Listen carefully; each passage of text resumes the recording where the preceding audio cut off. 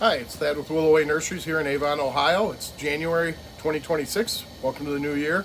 Starting out the video, we're kind of after we get through the first of January, we start kind of looking at grafting as one of the first processes we're working on. In this house is malice behind me. This is all crab apples for high grafts. What we start with is a 2-gallon liner. We have to do a little bit of work. All the leaves come off, get cleaned up. We also have to top it, so you can see this one's been done, and then this one, so we have designated heights for different things we're grafting. And so most of this will be like coral coal, lollipop, sargenti. So there's a few different ones that we do out there, but the process is really getting them all cleaned up, straightened up, and then the grafters will come in here. We'll be turning the heat up just like these don't really need heat, the malice don't, but the other ones about mid-month, January, we start turning out the bottom heat on the salix and some of the other grafts that we'll do. And we'll kind of check back in on this process as we go through January and February here. Our ideal goal is to be done with all our grafts by March 1st. That's so that we get time for them to callus and take before we actually start moving them outside. They don't actually get moved out of the houses till about midsummer when they're fully healed, or where they've grafted is fully taken. So, and then we know what we've got good and bad at that point as well. Hi, it's Thad with Willow Way. We're continuing on our first video of the year, 2026.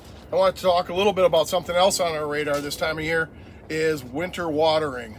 Some of our crops like phlox subulata, because it's semi-evergreen, needs a little bit of help. So we're always checking this to make sure we get enough water. And the roots are real moist and in good shape. Otherwise they'll dry out, and then the top kind of dries down and you get this burnt look or scorched look. And since this is a spring bloomer, we don't want that to happen because we'll miss the window for them to be saleable. So it's real important that you're checking on some plants that are evergreens, phlox subulata. There's a number of other plants out there in the nursery that we want to just keep an eye on and make sure they aren't drying down.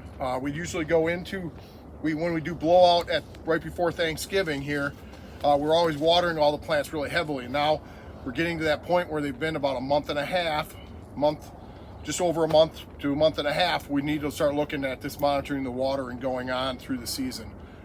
We do one thing here at Willow Way is we put uptake in our mixes of the water, and that uptake actually helps extend the timing of how often we have to water.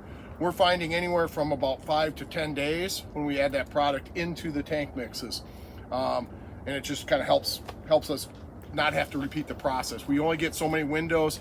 This week we're going to be above 32 degrees, and that's one of the key parts of this is because we don't have water in these houses. After blowout, we have to bring a water wagon out here, and we have to water with a hose. So we want to reduce the frequency of having to do that. Hi, it's Thad with Willow Way. Wanted to kind of revisit something we did in an earlier video. In the wintertime, we do a lot of cuttings, boxwood. This is Chamaecyparis mops, prolifera.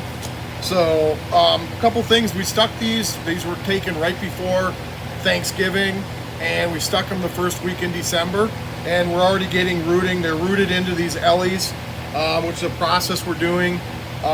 They're preloaded on these plugs with a sleeve that's biodegradable. But the nice thing is we're getting really good rooting on this. We're probably somewhere in the neighborhood of about like 95%, maybe a little bit higher. They haven't pushed enough roots at this point. We're here in the first week in January. So we've got about a month into these, so 4 weeks.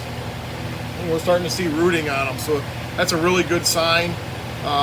Some of the other things we're doing is we do use a diplomental hormone, and we're also putting them underneath these tents. We're running the humidity about 85 to 90%, and they do have bottom heat on the benches, so which is important in part of this process. But really excited that we've got some rooting going here after 4 weeks, and we have a really good take rate on these. So really pleased with the process and evolution we've been doing on the cuttings.